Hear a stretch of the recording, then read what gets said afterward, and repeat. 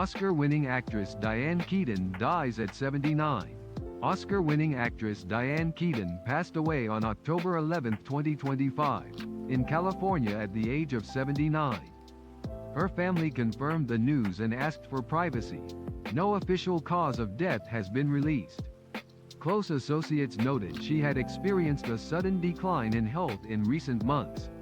Keaton first gained prominence as Kay Adams in The Godfather, 1972, and won an Academy Award for Best Actress for her starring role in Woody Allen's Annie Hall, 1977.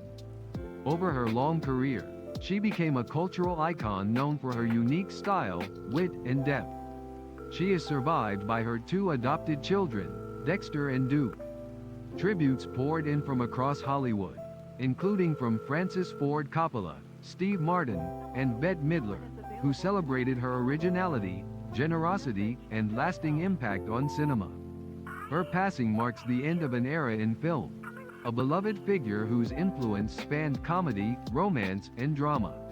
She leaves behind a legacy of unforgettable performances and an enduring presence in pop culture.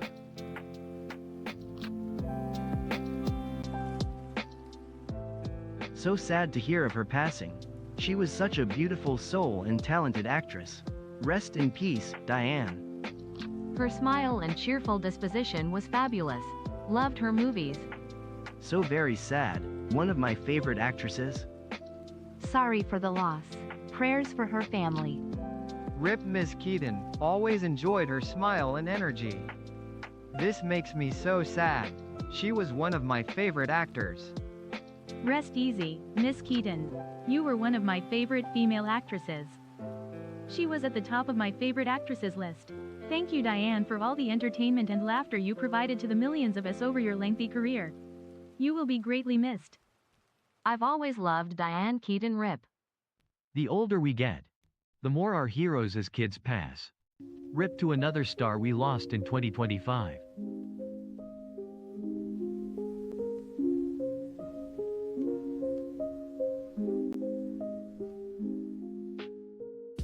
U.S.-China trade tensions rise over new Beijing controls.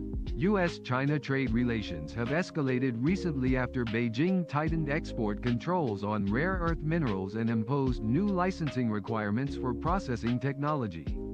In response, President Donald Trump has floated the possibility of imposing 100% tariffs on Chinese goods, citing risks to national and economic security.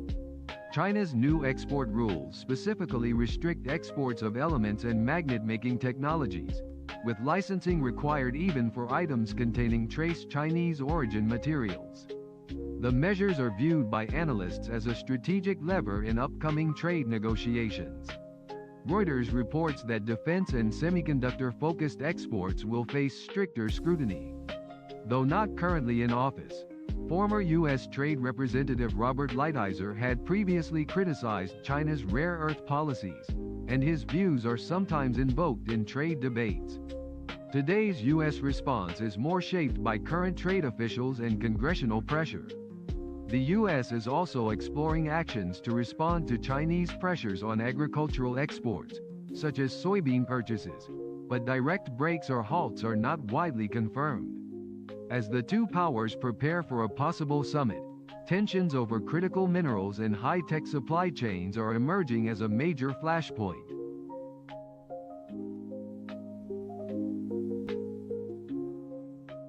Forget about normalizing relations with the CCP. 100%? Please change it to 188%. This is a lucky number in China. I'm Chinese and I'd like to say, please impose a 300% tariff. The USA started all this crap and expected China to just roll over and take it. Two can play your game, idiots. I don't understand the logic. USA restricts the chip exports, China restricts the rare earth exports in return. Fair play. Why Trump so upset? Every American will now need to eat tofu for breakfast, lunch, and dinner to get rid of all the soybeans we can't sell. Market manipulation. Farmers, say goodbye to your land. China laughs and says, make it 1,000.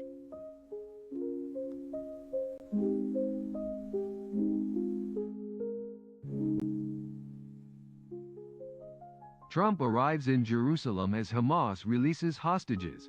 Peace deal advances. President Donald Trump arrived in Jerusalem today amid the release of the final 20 remaining Israeli hostages by Hamas, a key component of a peace accord that includes a Gaza ceasefire and the release of nearly 2,000 Palestinian prisoners. The International Committee of the Red Cross and Israeli authorities confirmed the handover. Many of the freed hostages had been held for nearly 2 years and were transported to Tel Aviv hospitals for medical screening and reunions with loved ones. Under the deal, Israel is freeing nearly 2,000 Palestinian detainees, including individuals held since October 7, 2023.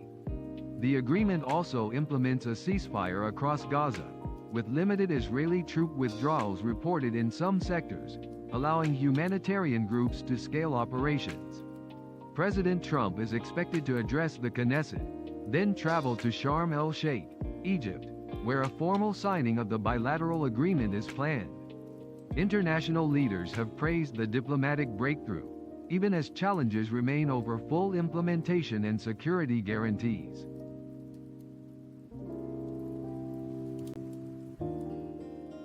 Pray for peace around the world. Imagine the joy of their families to see them alive? No wonder why Trump was attacked so much before he was elected. The devil knew what was coming. Well done, President Trump. Thank you, Lord Jesus. Thank you, Trump. This is what a real president looks like. This is what a real leader looks like. This is what a real man looks like. God bless you, President Trump. All the love from Nigeria. The best feeling ever. This is the kind of news I love to see. Enjoy your freedom with family and friends. So happy for the hostages and their families. I wish Charlie was alive to see this.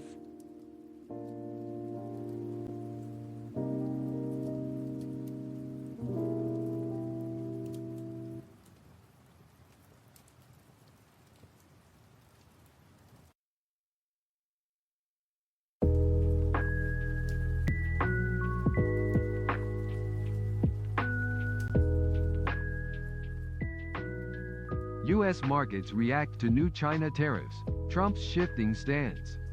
U.S. stock markets plunged on Friday, October 10, 2025, after President Donald Trump announced sweeping new tariffs and tightened export controls on China, to take effect November 1. The Dow Jones Industrial Average dropped around 878 points, while the S&P 500 slid about 2.7% and the Nasdaq plunged roughly 3.6%, marking one of the worst single sessions since April.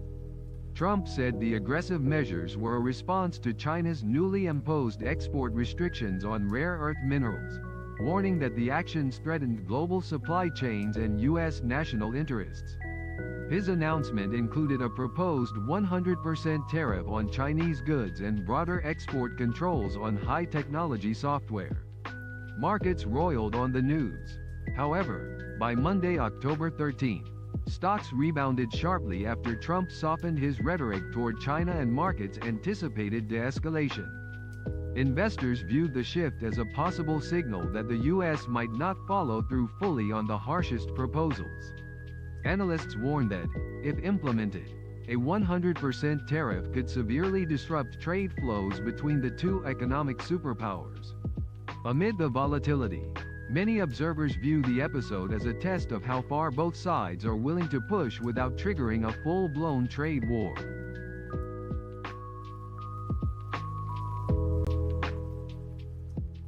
China hasn't banned export of rare earth minerals to any country except those that use them to create weapons of mass destruction. Trump tanks the market just before the weekend, then makes an insider trader killing when he U-turns on Monday. Classic. Can't get rid of the feeling that China does not need US, but US is very much dependent on China. He thought he could slap tariffs and throw insults without consequence. He was wrong. China just handed him a brutal lesson in reciprocity. His complaints now are priceless. Keep it coming, China. The trade war started by Trump. China is just showing Trump that China is not someone you can bully. There is a lesson here. You can't throw punches without being smacked in the face. Can't believe Americans can't see that. Just remember, USA started tariff war on everyone. This guy caused international high tensions many times and he hoped for a Nobel Peace Prize? Trump should remember, do not try and bully a country that can hit you harder. No rare earths for Donnie to make war? Give she a Nobel Peace Prize.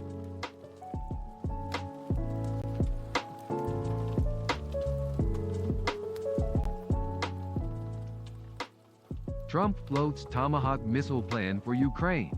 Russia warns of escalation. U.S. President Donald Trump said on October 12 that Washington may approve the transfer of long-range Tomahawk missiles to Ukraine if Russia continues its military campaign, prompting sharp warnings from Moscow. Trump noted that he would first discuss the proposal with Russian President Vladimir Putin and stressed the importance of transparency in how the weapons would be used. Ukrainian President Volodymyr Zelensky confirmed that any Tomahawk missiles provided would target only Russian military sites, describing the system as a deterrent tool to strengthen national defense.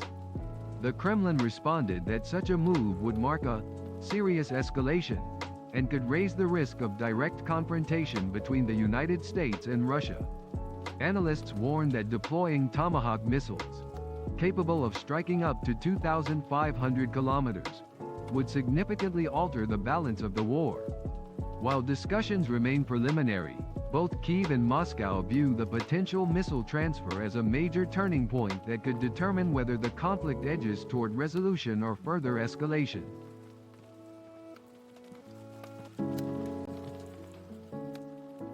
The problem with that, Donnie, is that the USA is NATO. Trump is an idiot. That would directly make US involved in this situation. World War III. Hearing him saying Russia is afraid, he's still dreaming. Did Trump think, what if Russia also send Orishnik missile to US opponents? Tomahawk needs US to operate them, meaning US has entered war against Russia. American politicians have always been the worst warmongers in the world, and Trump is one of the worst with his hypocrisy. America sits on two chairs with every country, then they sit there and say they want peace. Meanwhile, they're selling you the weapons and selling you the satellite images and telling you where to strike, and now they're accusing South America of making trouble when they didn't bring any drugs here because it's all about the oil.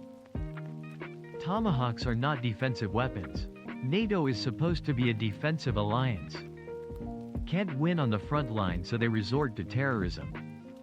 It's not surprising. Everyone knows that the West is planning all these targets. I am Russia.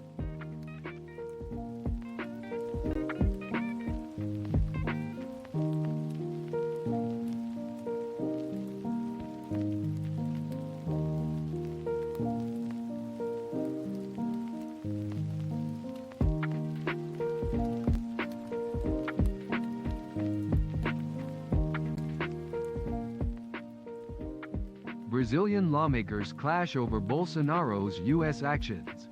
In recent days, a public spat reportedly erupted between Senator Ciro Nogueira and federal deputy Eduardo Bolsonaro over the latter's actions in the United States, with Nogueira claiming that Eduardo's efforts inflicted gigantic damage on Brazil's right-wing political project. Eduardo Bolsonaro fired back on social media, accusing Nogueira of conflating his personal interests with the nation's.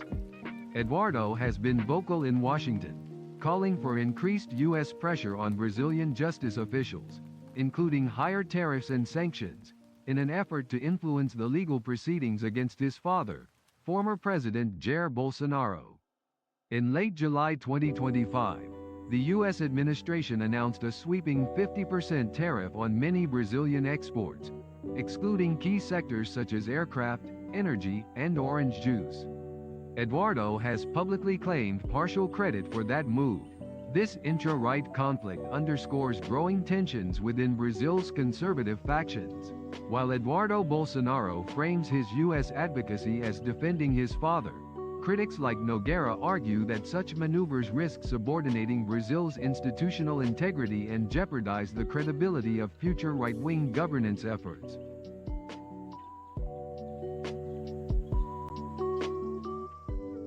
I'm rooting for the fight. I can't stand this banana bullshit. When is he going to be impeached? Pride goeth before a fall. May Bolsonarism reap all that it has sown. That bum doesn't even work, costs over $1 million a month when you add his office, staff, and perks. Just the kind of guy the right loves. Yet they say it's the poor on Bolsa Familia who drain public funds. Man, I'm just grateful to be at least somewhat politically aware. Let the snakes devour each other. Throw them both in the same cage. Disgusting.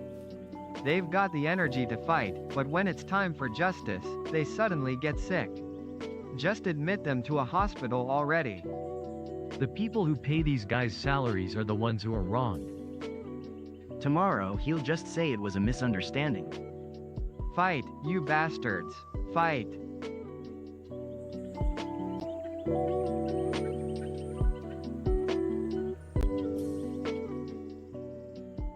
Israeli lawmakers expelled from Knesset during Trump's speech.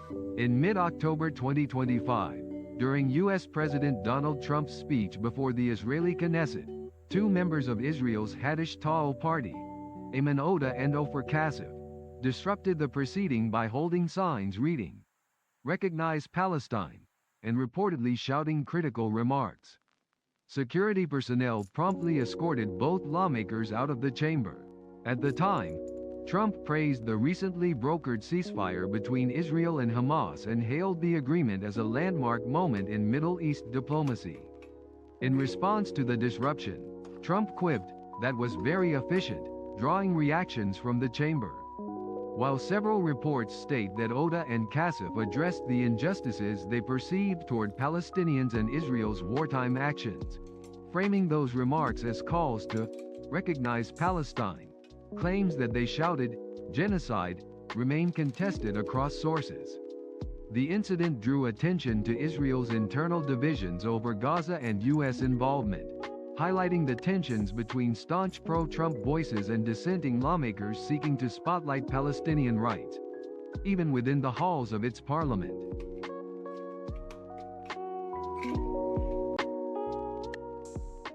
Thinking it's Brazil. If Israel were a dictatorship, there would be no antagonistic parliamentarians. The destruction of Hamas does not justify the genocide of innocent Palestinians. The hatred was sown by the ignoble Netanyahu and financed by Trump. Trump and Netanyahu are both murderers. They just changed the address. Must be some member of Israel's PSOL. Like their version of Glauber Braga. Congratulations, Mr. Donald Trump. Only the dumb fanboys think that man has morals. Things are tough over there. You think it's your mom's house or something? Lol. There's always some left-wing idiot trying to show off. The sycophants of terrorism are upset. They don't want to promote peace. They want to continue living in barbarism.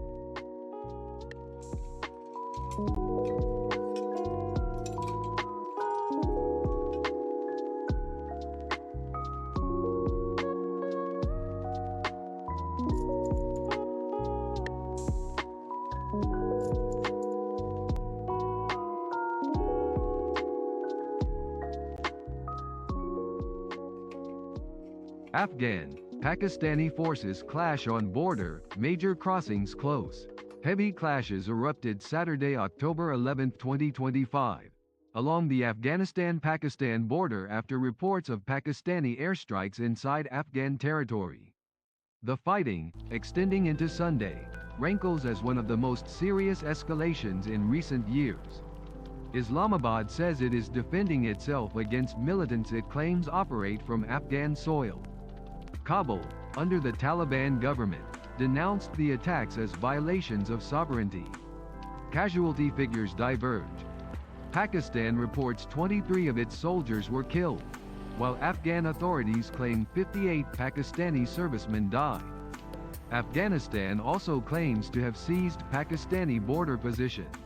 Though most hostilities subsided by Sunday evening, border crossings such as Torkham and Chaman were closed, stranding travelers and disrupting trade. Afghanistan's Foreign Minister Amir Khan Muttaqi reiterated a desire for peace but warned of other options if aggression continues. Pakistani officials have accused Kabul of harboring Tehrik-e-Taliban Pakistan (TTP) militants, a charge denied by the Taliban. Regional mediators including Qatar and Saudi Arabia have urged restraint amid growing fears of further escalation in the region.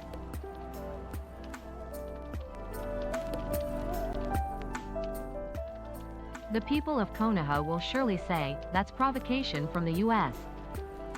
Ouch. He clashed with his neighbor. Why can't you restrain yourself, the most peaceful people on earth? Barbarian versus barbarian. The JONGOS are acting out their roles on the stage.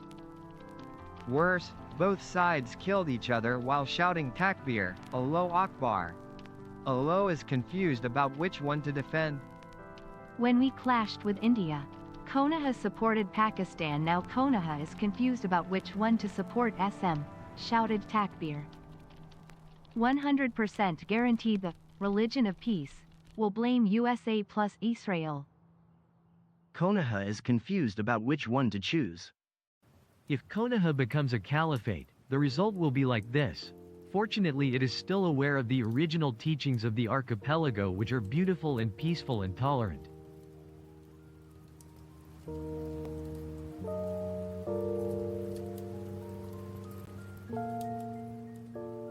Police investigate alleged fake dowry check in East Java. Poseidon Police in East Java confirmed on Monday, October 13, 2025, that they are investigating a complaint alleging ARP 3 billion dowry check given by 74-year-old Tarman to his much younger bride, Sheila Rika, is counterfeit. The complaint was filed by one Bambang Bisnu Aji Hernama Hindra, who submitted screenshots and documents as evidence. Police Chief AKBP Ayub Diponegoro Azar said investigators will question those involved, interview witnesses, and enlist expert examiners to assess the check's authenticity. The reportedly issued check references a branch designation that local banking officials contend does not exist.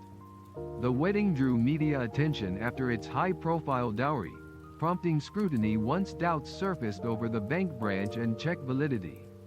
If the check is confirmed as fake, prosecutors may pursue charges under Indonesia's fraud or forgery statutes. The probe is ongoing and expected to proceed methodically.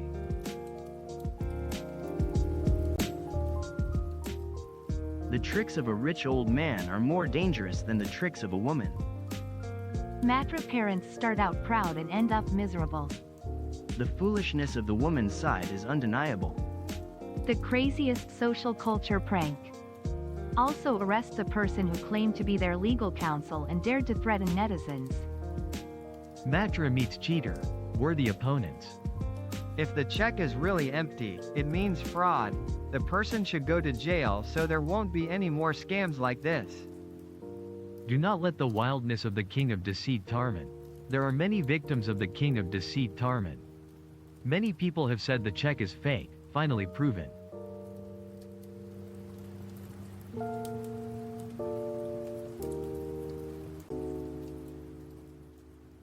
Prabowo seeks Eric Trump contact at Mideast Peace Summit. Indonesian President Prabowo Subianto was caught on a live microphone asking U.S. President Donald Trump about meeting his son Eric Trump during a Gaza Peace Summit in Sharm el-Sheikh, Egypt, on October 13, 2025. President Trump, seemingly unaware the microphone was still active, replied that he would tell Eric to contact Prabowo soon. The exchange quickly gained public attention, though neither government has commented on the nature of the request. It remains unclear whether the conversation concerned business interests or diplomatic engagement. The Trump Organization, where Eric Trump serves as executive vice president, has ongoing real estate projects in Indonesia, including developments in Bali and West Java. The summit itself followed a ceasefire agreement in Gaza involving the release of Israeli hostages and Palestinian prisoners. Prabowo attended the event alongside world leaders, emphasizing Indonesia's support for humanitarian and peace efforts in the region.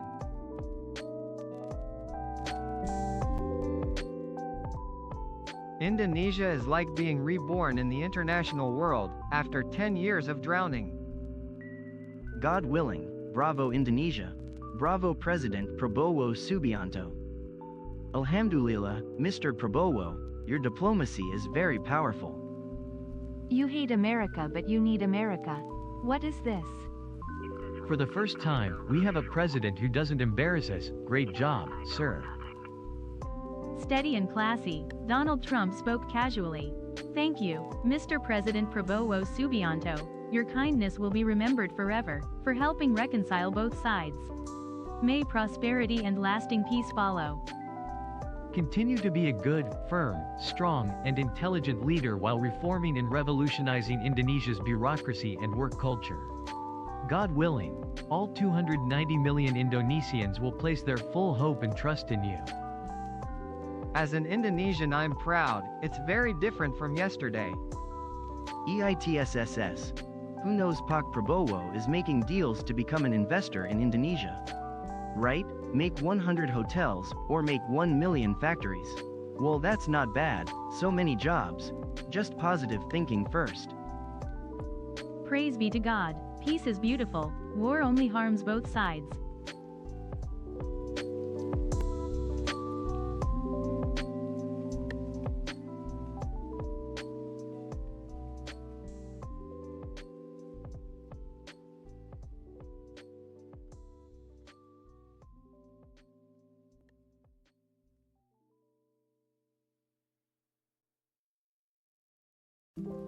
Hamas releases hostages. Israel frees prisoners in Gaza deal.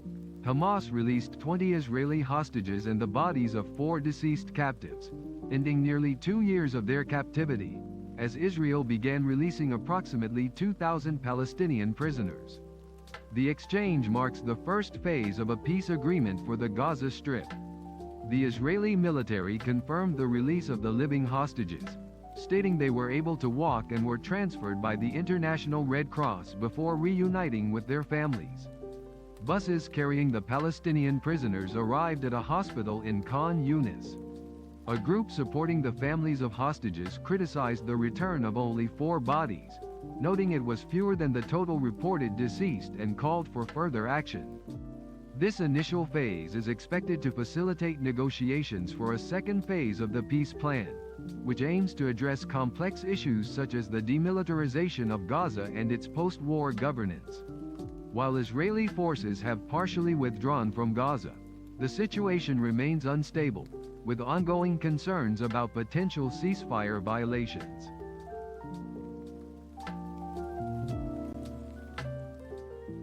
"2 years of detention sounds daunting. I wonder if his mental state is okay."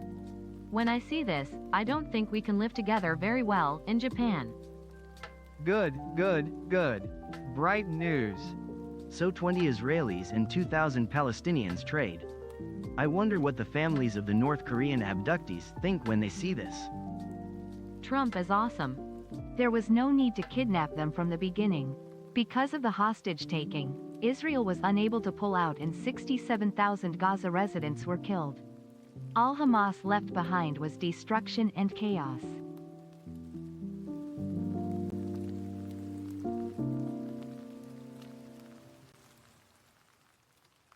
Osaka-Kansai Expo closes after 6 months, project surplus. The Osaka-Kansai Expo 2025 concluded its 6-month run on October 13, attracting over 22 million visitors and projecting an operating surplus of 23 yen minus 28 billion. Cleanup operations have begun, with participating nations preparing to dismantle their pavilions after mid-April. Despite overall success, the event faced issues such as an Osaka Metro power outage in August that stranded about 30,000 people, and reports of unpaid construction fees involving more than 30 companies working on overseas pavilions. The closing ceremony featured Prince Akishino and Osaka Governor Hirofumi Yoshimura, with Japan's leadership sending messages of appreciation. While organizers hailed the Expo's economic impact, concerns remain over contractor payments and post-Expo site use.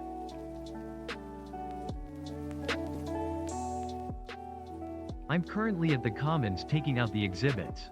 There are certain emotions that only those involved in the Expo can experience, aren't there? It's funny how the media that was so anti-Expo before the opening flipped out. I think they did a great job of finishing the event with great success without losing out to the media and the negativity of YouTubers and others who were trying to get views. I'm crying because my Acmic, who was ragged on before the show started, became a parade favorite at the end. Thanks for liking stonewalling my Acmic.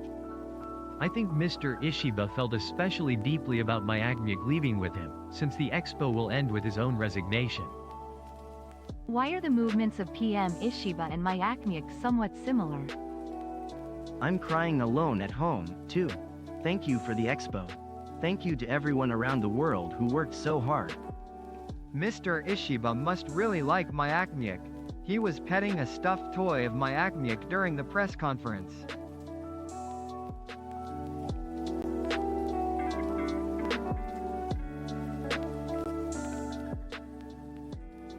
LDP President Takaichi apologizes after Komeito quits coalition.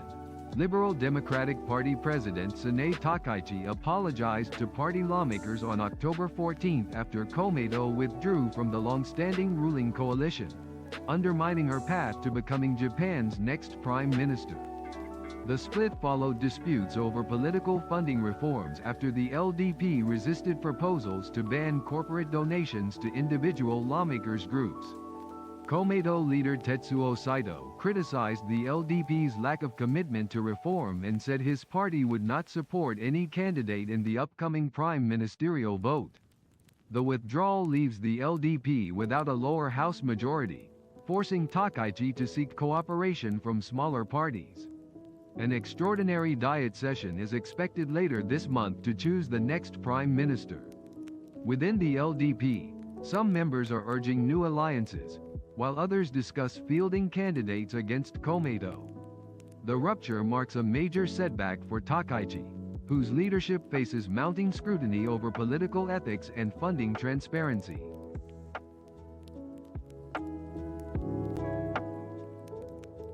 If the legislators who want to start over move to the Komeito.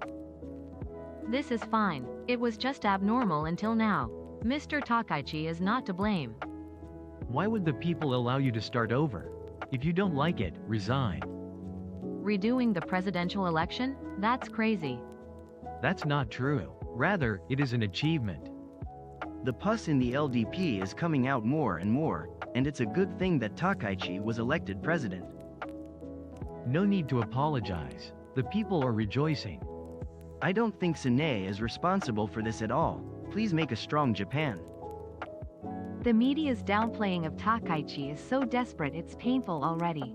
There are too many people who would be inconvenienced if Mr. Takaichi becomes prime minister. People who can't walk under the sun. The old media is too desperate to bring down Mr. Takaichi. That's really sickening.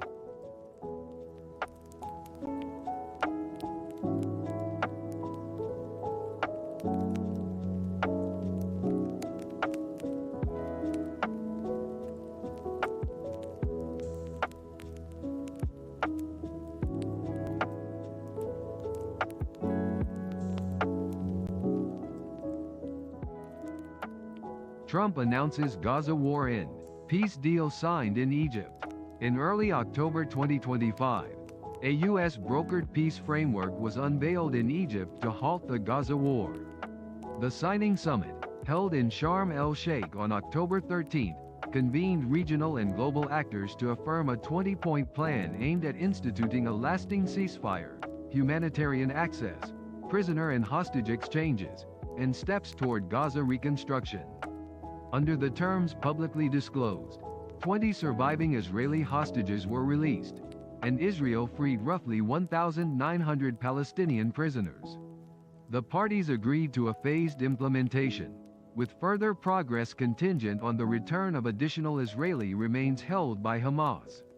In parallel, the declaration outlined proposals for a Gaza reconstruction fund, demilitarization oversight, and an international stabilization presence.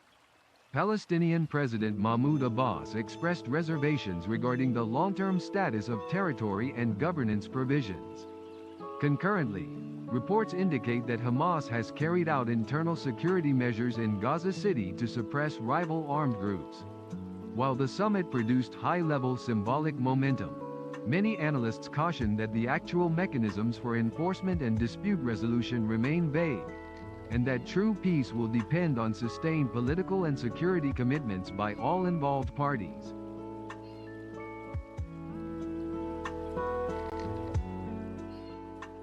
And they knew they were outlaws?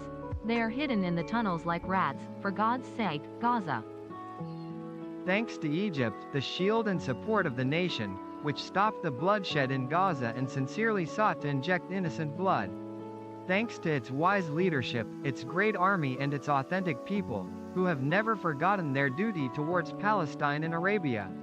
Egypt will always remain the voice of truth, the scale of peace, and the fortress of pride that protects the nation from strife and destruction. Tribute to Egypt. Anyone who rejects Hamas's barbarism is an agent. The real agent is the one who foolishly attacked on October 7th and brought disaster to the people of Gaza. If you're walking down the road and see a member of the Muslim Brotherhood with a snake beside him, kill the Brotherhood member before the snake. He's the one who brought the snake. How happy Netanyahu is with you. What order are you talking about, Hamas? You have reaped on the Palestinians and the war mandate. You are responsible for the crime. You should be tried in the Hague courts. You and those who carried out these massacres. You talk about security. What security? And Gaza was destroyed. Nothing is stolen and nothing is useful. Who will do the lawlessness?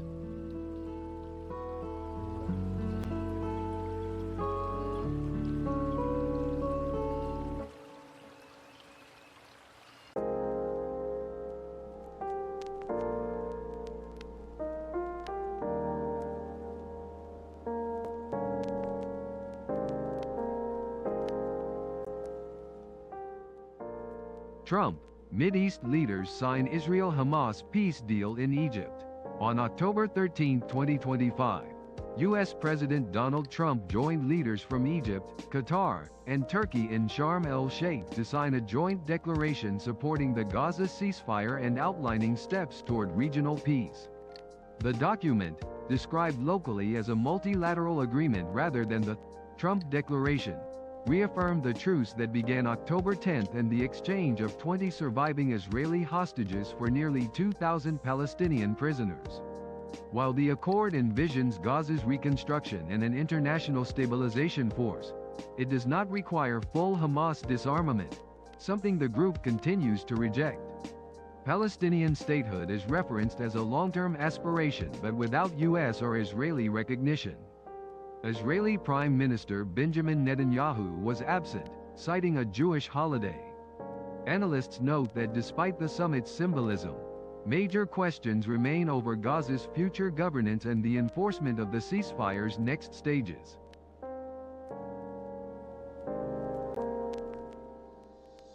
Why is Trump acting like he resolved the whole conflict?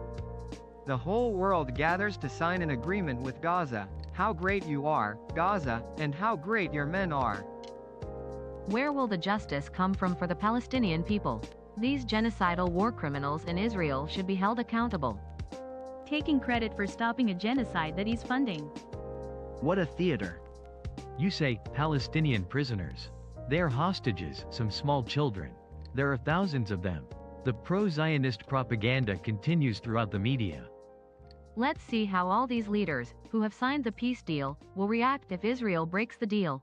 Free Palestine and self-determination for Palestinians on their own land. The difference between humans and animals is that animals never allow the dumbest one to lead the pack.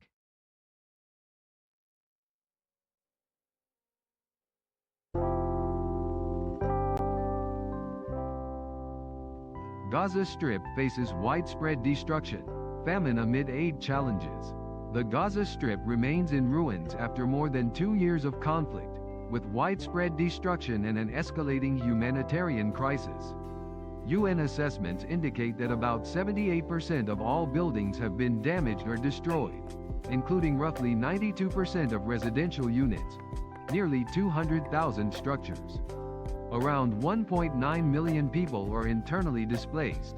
Aid deliveries since the October 2025 ceasefire have reached only a fraction of the agreed volume, averaging about 300 trucks per day instead of the 600 stipulated, due to damaged roads, security restrictions, and Israeli permit limits.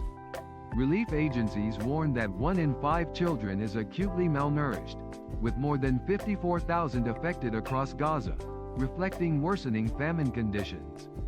The International Court of Justice has ordered Israel to prevent acts covered under the Genocide Convention and to ensure humanitarian access. While Israel denies wrongdoing, UN and humanitarian observers state that compliance remains partial, leaving Gaza's population in prolonged crisis despite the nominal ceasefire.